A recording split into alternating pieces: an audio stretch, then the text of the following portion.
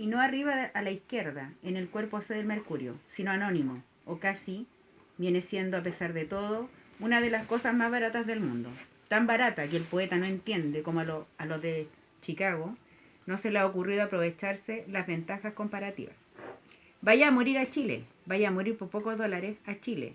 Muere arrancando de ello frente a la Biblioteca Nacional, el muchacho que clandestinamente desparrama sobre la fría acera los clásicos de siempre. Le trae el Dante, le trae la Divina Comedia y Thomas Mann. Le trae y Neruda con las alturas de Machu Picchu, todo por 100 pesos, le trae. Y el Ángel Azul y los poemas para niños de la Divina Gabriela, le trae. Pero llegaron ellos, le llegaron. Y tuvo que arrancarse con sus clásicos de ahora y de siempre, su bestseller, deprisa, reunidos, revueltos, irreverentemente lomos arriba, abajo, de costado, y meterse por entre los vehículos de esa hora. Hora de siesta aldeana, mediodía de azul y nubes de sospechosa blandura almidonada. Por entre los vehículos como si fuera él, fuera también un taxi o una placegaña, o simplemente algún polucionante camioncito de mudanzas. Pero nada de eso era. Solo un muchacho que le tenía los clásicos, a 100 pesos. Tolstoy, La Guerra y la Paz, Los Poseídos y de Becker, Las Rimas Inmortales. Y por eso no tuvo más remedio que morirse cuando fue embestido. Con toda su preciosa, selecta, culta y de oferta, increíble oferta, mercancía, y allí se quedó tirado con sus ojos, obsesivamente estableciendo geometrías entre estrellas que ni siquiera se habían presentado en el cielo, porque era mediodía. Tan solo el mediodía, igual que el vendedor de Super 8, que también se quedó entre dos micros. Pa'l regalón trayéndole a 10 pesos, trayéndole el rico Super 8. O como el cieguito que se cansó de que no lo dejaran vender lo que les traía, ellos no lo dejaron y se botó en huelga de hambre. Y el curita les dijo, les suplicó que cuidaran la vida que Dios así les dijo, le había dado, pero era justamente por eso que peleaban, ya 30 días sin más que alguna agüita, porque de qué otra forma iban a cuidar esa preciosa vida que Dios les había dado si no era trabajando en lo que podían, trayéndoles pañuelos de papel, trayéndole ballenitas para el cuello y galletitas finas, trayéndoles, y como nadie decía nada, o eran tan pocos que apenas si se oía, él se cansó, de todo se cansó, de que ellos lo apalearan, se cansó, de las promesas, de las súplicas, pucha que es triste ser ciego entre los ciegos, y una noche interrumpió su largo ayuno para ir a suspenderse entre la tierra y el cielo, como un pájaro extraviado entre serpientes, y al que algún día, milagro, milagroso, milagro, los ángeles, los niños, las hadas de los cuentos, quienquiera que fuera, pero de cierto de verdad pura, le traen alas, para que vuele lejos y alto le traen alas, para que se reúna con el muchacho de los libros y el chico del Super 8. Le traen alas en algún lugar del mundo, le traen alas, en algún lugar que no sea esta copia feliz, infeliz del Edén. Le traen alas lejos de ellos que los persiguen y apalean, le traen alas lejos de las nubes o miércoles o sábados gigantes. Le traen alas, y de fulanos, delegados y damas a colores, le traen alas. Le traen alas para que vuelen libres y no tengan que pasar hambre ante notario para poder comer. Le traen alas, ahora no. En la muerte le traen alas.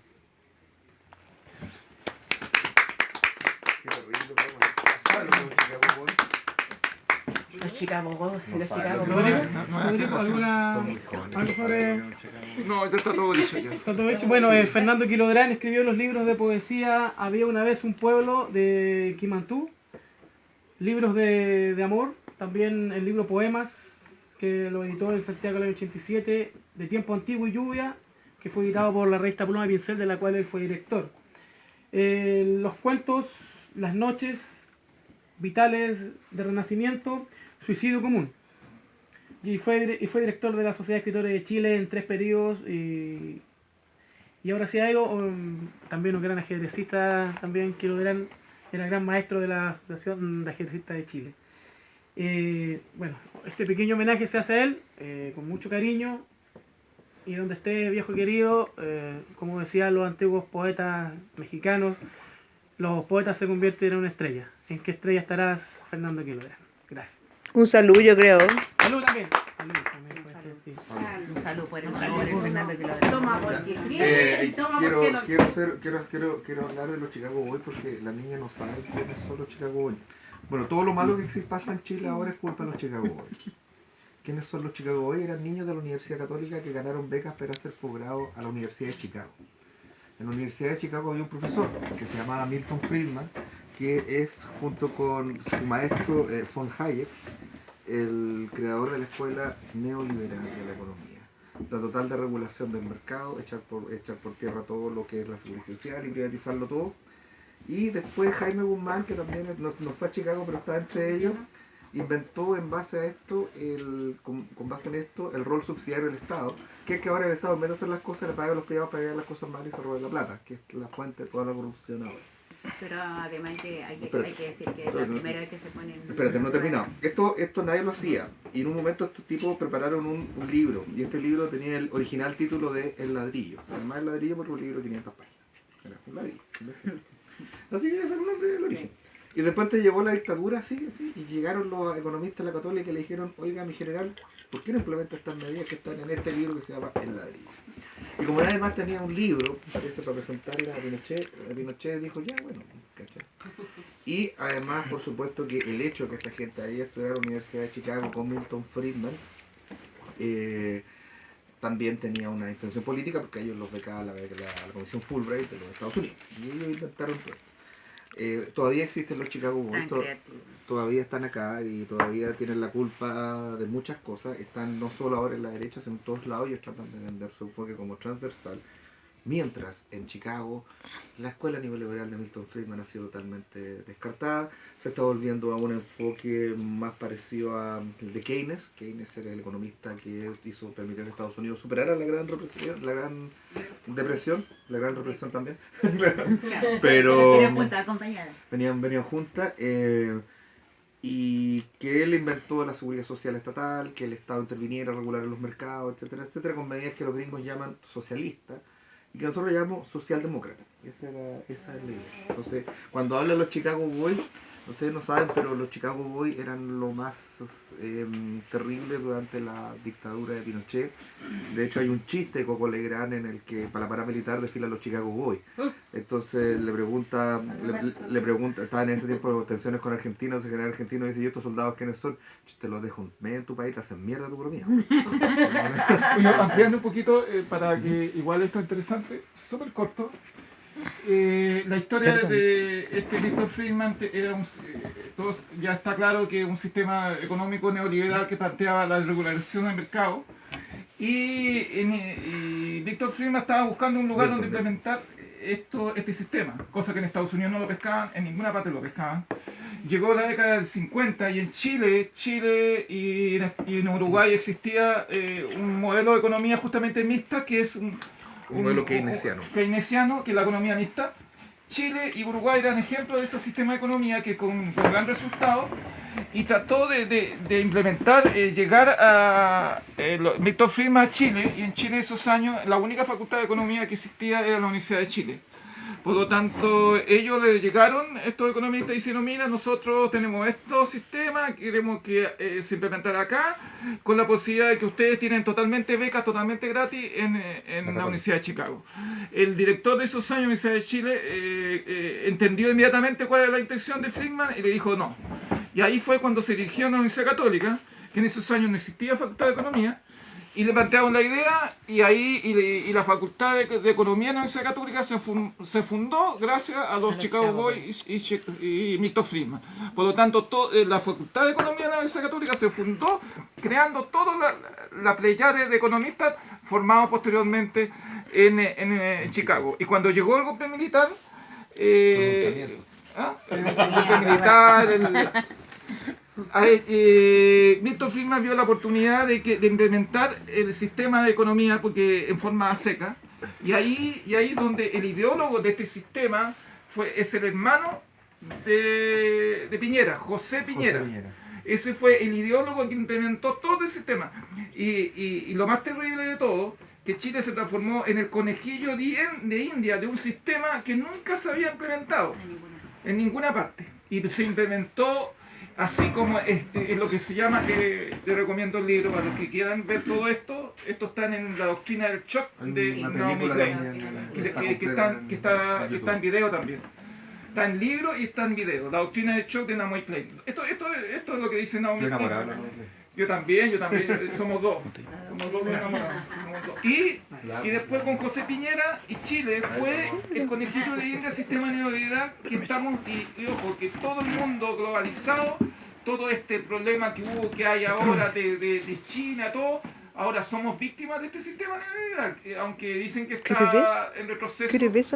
La globalización es producto del sistema neoliberal implementado primeramente en Chile y después en varias dictaduras del mundo. Y hay que discutir el rol de Hermann Hesse en este tema. Sí, pero eso no Ya cerramos este tema. Gracias. Él es Hermann ya quedaron Hesse. hechos. Me están molestando. Voy a hablar el concepto de la literatura gauchesca, una ronda de opiniones de 3 minutos cada uno, y después podemos leer nuestros trabajos. Arturo, imagino que trajiste algo para nosotros, ¿cierto? No, nada, pero a ver qué dice que llega el celular. Ya. El concepto de la literatura gaucha o gauchesca, bueno, el paradigma total es José Hernández con su gran Martín Fierro. Un libro que en su época fue muy discutido, considerado, como se diría hoy día, ordinario, un libro procas, porque el Martín Fierro, en vez de decir juego, en vez de decir fuego, decía juego. Un libro demasiado violento donde describía asesinatos de niños, donde se entraba al ejército en un fortín para luchar contra los indios y terminaba desertando, uniéndose con otros desertores del ejército, uniéndose a las bandas de indios que asolaban la Pampa Argentina. Esto fue en el 1872. El periodo en que más o menos nuestro país estaba en una guerra, como estábamos en el mar. Nazca pidió un análisis.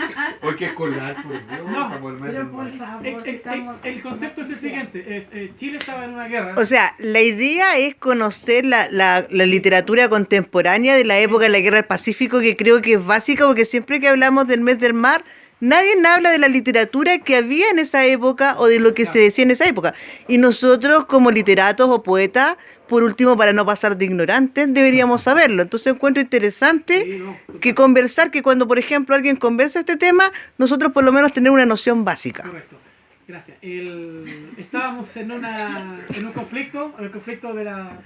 Como hoy, las transnacionales habían hecho todo Te escuché. un caldo cultivo para una guerra entre Chile, Perú y Bolivia, el Banco del Paraíso financiado por los ingleses. Pero ¿qué pasaba en el plano cultural? En Chile realmente se leía muy poco. Las clases aristocráticas de la época leían los folletines. Leían lo que Lamartine escribía en París, algunas novelas de Víctor Hugo por entregas, a José Martí, que era lo que más llegaba acá como el gran americanista, y la novela gaucha, que en Argentina tomó un papel fundamental con este Martín Fierro, escrito en 1872, cuestionado a rabiar, pero en una segunda edición, el regreso de Martín Fierro ya en el 1879, este Martín Fierro ya no era el mismo gaucho, rebelde, díscolo, quería volver a la civilización de la cual tanto él había renegado. Borges, el gran Borges, amó la literatura gauchesca, bebió mucho de estas afluentes y de estas aguas para recrear su poesía. De hecho,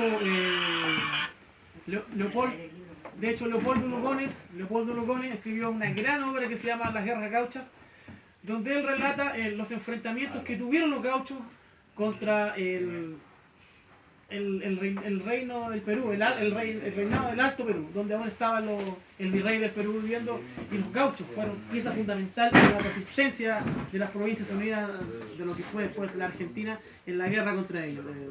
Leopoldo Lugones, quien Borges consideró que es uno de los más grandes escritores argentinos, según él, lo catalogaba como uno de los monstruos latinoamericanos. Él tiene ese libro, Las Guerras Gauchas, un libro muy interesante, un libro que está escrito con muchas bases históricas, y durante ese periodo los argentinos terminaron tomando el concepto de, porque era la Gran Buenos Aires, el concepto de Argentina viene del concepto de los gauchos. Los gauchos decían que en el estuario de la Plata, donde llegaba toda la plata del Potosí, de las grandes minerales de plata en Bolivia, era el concepto latín, el concepto del latín, Argentum.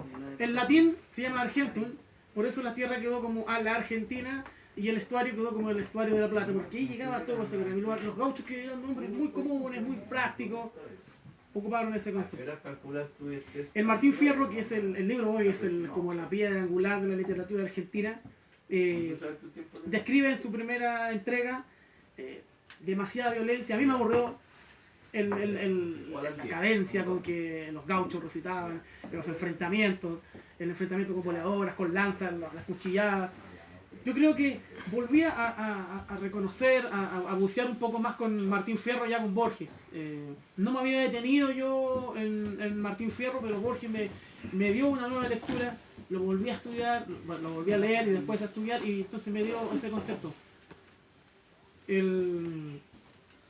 No olvidar que durante ese periodo también una de las grandes lecturas sudamericanas era José Martí, el Ismaelillo, bueno, por uno de sus hijos, y uno de los grandes ensayos que Martí escribió en relación al concepto americanista, el concepto de que los Estados Unidos ya en aquel entonces ya estaba con intenciones por el presidente Garfield, que tenía la idea en aquel entonces de invadir Perú y comprar a Chile y Tarapacá para ser una colonia de negros, o sea Moreno, por favor. ya, moreno, No, por favor. African American. African Americans. No, porque no todos son afroamericanos, pero moreno. No, de color. No, pero, De color. pero José Martí veía También negros. es feo. Prefiero José moreno. Martí veía esclavos negros. Claro. ¿Pero de qué color? Ay, ya van a empezar. Encadenados. Azules. ¿Se creen superiores ustedes? No, es que- Razarial, es que ¿qué igual hay que onda? hacer la aclaración. José Martí lo que veía era esclavos negros encadenados, ya muy maltratados.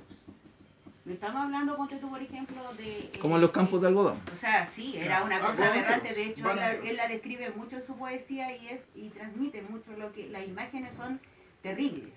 Terribles las imágenes que transmite en su poesía. Es ese tipo de cosas las que él denuncia aquí. No. El ensayo Nuestra América de 1878, en el cual sintetiza un poco con esto de lo que dice.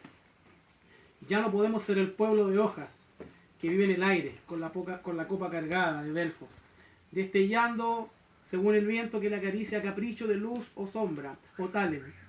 Las tempestades de los pueblos se ponen en fila para que ese gigante de 7 a 7 leguas nos esté mirando de raconto. Y la marcha erguida, y nosotros, en ese andar de 4 apretado, como la plata, tenemos que ser fuertes como las raíces de los Andes. Ya en esa época él ya estaba viendo que ese gigante nos estaba mirando con malas intenciones, que quería aplastarnos, que quería someternos. El concepto del presidente Moore era América para los americanos, entonces, para los americanos, Norteamérica. Monroe, presidente Monroe, América para los americanos. Cierro con la idea del Borges siguió tomando el concepto de, bueno, ya después pasó algo como el Quijote, la literatura caballeresca que pasó de moda, la literatura gaucha pasó de moda, pero Borges continuó dándole vida, continuó haciendo transfusiones de sangre, intentando mezclarla en el mismo torrente sanguíneo, intentando darle vida, y la Mercedes tiene un poema gaucho acá, que yo creo que Borges sí. Oye, están coordinados, ¿ah? No, es que yo sabía que venía la cosa de los gauchos, entonces yo traje de Borges porque sé lo mismo que el Renato, o sea, tengo la misma corriente, digamos, sigo la misma fuente. Oye, ¿qué te pasa? Somos alternativos, unidos y organizados, ¿cierto? Uno tiene las mismas lecturas. Mercedes, un día debería poner eso. Sí, no hemos contado. Sí. No, pero están acá. Ah, ya, ¿no? Milonga de 2 hermanos. Sí. Traiga cuentos la guitarra, de cuando el fierro brillaba, cuentos de truco, de tapa, de cuadreras y de copas, cuentos de la Costa Brava y el camino de la tropa. Venga la historia de ayer, que apreciarán los más lerdos, el destino no hace acuerdos, y nadie lo reproche. Ya estoy viendo que esta noche vienen del sur los recuerdos. Veláis, señores, la historia de los hermanos Iberra, hombres de amor y de guerra, y en el peligro primero, la flor de los cuchilleros, que ahora los tapa la tierra. Suelen al hombre perder la soberbia y la codicia, también el coraje envicia a quien da noche y día. Ya el menor debía más muertes a la justicia. Cuando Juan Iberra vio que el menor lo aventajaba, la paciencia se le acaba y le armó un lazo, y le dio muerte de un balazo allá por la Costa Brava. Así de manera fiel conté la historia hasta el fin. Es la historia de Caín, que sigue matando a Abel. Qué bonito. Buen chiquillo, Viejo fascista. opinar sobre la literatura o el concepto de Martí o el concepto americanista. Me falta Domingo Faustino Sarmiento. Sarmiento, sí. Bueno, también, imite también, pero... No,